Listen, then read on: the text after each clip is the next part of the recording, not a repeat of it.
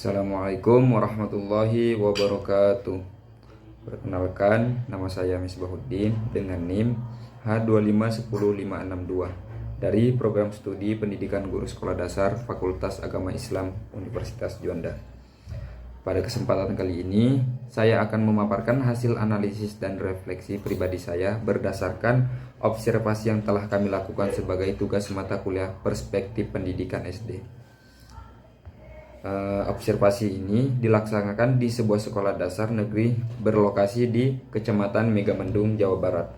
Sekolah ini merupakan satuan pendidikan dasar yang melayani masyarakat di lingkungan sekitar dengan berbagai dinamika dan tantangan dalam upaya meningkatkan mutu pendidikan. Analisis pribadi mengapa fenomena ini terjadi, mari kita bahas lebih dalam menggunakan pendekatan teori dan hasil penelitian. Analisis pertama, peran krusial guru dalam mutu pendidikan. Berdasarkan hasil penelitian, guru merupakan faktor utama yang mempengaruhi mutu pendidikan. Penelitian menunjukkan bahwa di negara berkembang, kontribusi guru terhadap mutu pendidikan mencapai 34%, sedangkan manajemen sekolah berkontribusi 22%, waktu belajar 18%, dan sarana fisik 26%. Data ini menegaskan bahwa guru adalah ujung tombak peningkatan mutu. Hal ini sejalan dengan pernyataan bahwa guru adalah jantung dari proses belajar mengajar. Ketika potensi guru belum optimal, maka kualitas pembelajaran secara langsung akan terdampak. Analisis yang kedua, pentingnya penerapan teori belajar yang efektif. Temuan tentang kesenjangan motivasi dan kompetensi siswa juga dapat dianalisis menggunakan teori belajar Gagne. Mengidentifikasi 9 peristiwa pembelajaran yang penting untuk mendukung proses belajar yang efektif.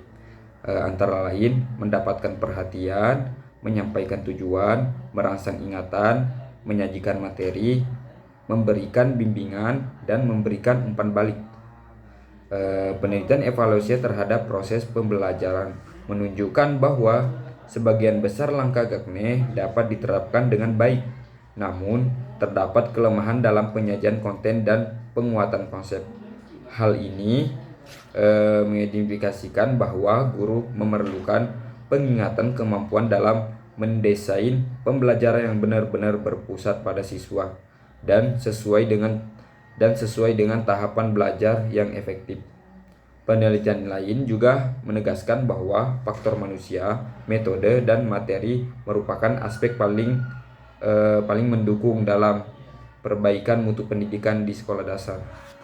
Kesenjangan kompetensi siswa terjadi ketika metode yang digunakan guru belum bervariasi dan belum mampu menjangkau seluruh karakteristik belajar siswa. Bagian yang ketiga, pendapat utama jika saya menjadi guru. Berdasarkan analisis di atas, jika saya menjadi guru di sekolah dengan kondisi seperti ini, ada beberapa tindakan nyata yang akan saya lakukan. Yang pertama, pendekatan pembelajaran. Saya akan menerapkan pembelajaran yang menyesuaikan dengan tingkat kemampuan dan gaya belajar siswa yang beragam. Ini sejalan dengan semangat kurikulum merdeka yang fleksibel dan berpusat pada peserta didik. Saya akan mengelompokkan siswa berdasarkan tingkat pemahaman dan memberikan pendekatan yang berbeda untuk setiap kelompok. Yang kedua, menggunakan media pembelajaran inovatif. Penelitian terkini menunjukkan bahwa integrasi teknologi dan media integratif dapat meningkatkan kualitas pembelajaran sekolah dasar secara signifikan.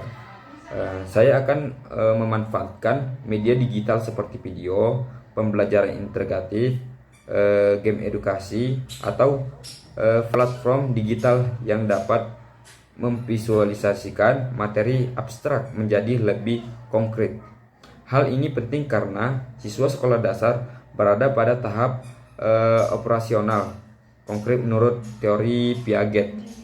Selain itu, penelitian menunjukkan bahwa inovatif media digital seperti website, learning, dan media integratif berbasis 3D terbukti efektif meningkatkan pemahaman dan inovasi siswa. 3. Meningkatkan kualitas umpan balik dan penguatan konsep.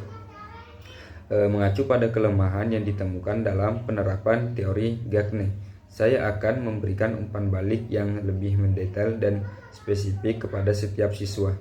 Saya juga akan memastikan setiap pembelajaran diakhiri dengan penguatan konsep yang jelas sehingga siswa tidak hanya sekadar menghafal tetapi benar-benar memahami materi. Keempat, membangun kolaborasi dengan orang tua dan komit sekolah.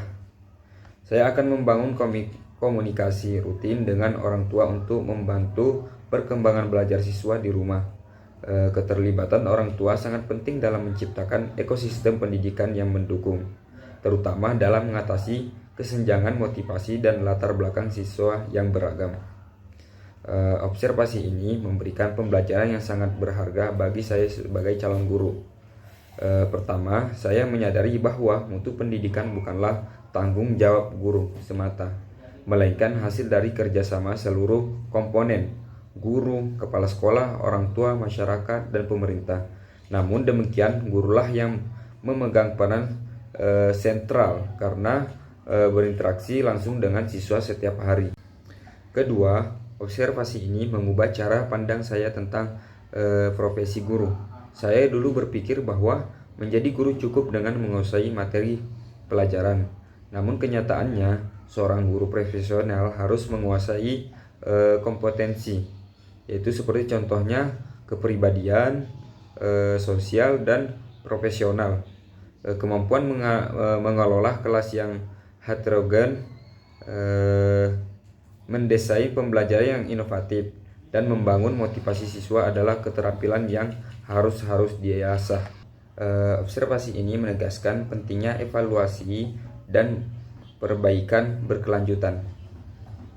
Mutu pendidikan bukanlah tujuan akhir yang statis, melainkan proses dinamis yang harus terus dievaluasi dan tingkatan melalui siklus perencanaan, pelaksanaan, evaluasi, dan penetapan standar baru. Sebagai calon guru, saya berkomitmen untuk terus belajar dan mengembangkan kompetensi profesional, menjadi guru yang reflektif dan terbuka terhadap kritik, mengutamakan kebutuhan dan karakteristik siswa dalam setiap keputusan pembelajaran, berkolaborasi dengan berbagai pihak untuk meningkatkan mutu pendidikan. Demikian paparan analisis dan refleksi saya berdasarkan hasil observasi tentang mutu pendidikan di Sekolah Dasar Negeri Cipayung 03. Semoga apa yang saya sampaikan dapat memberikan manfaat dan inspirasi bagi kita semua sebagai calon pendidik. Terima kasih atas perhatiannya, kurang lebihnya mohon maaf. Wabillahi taufiq wal hidayah. Wassalamualaikum warahmatullahi wabarakatuh.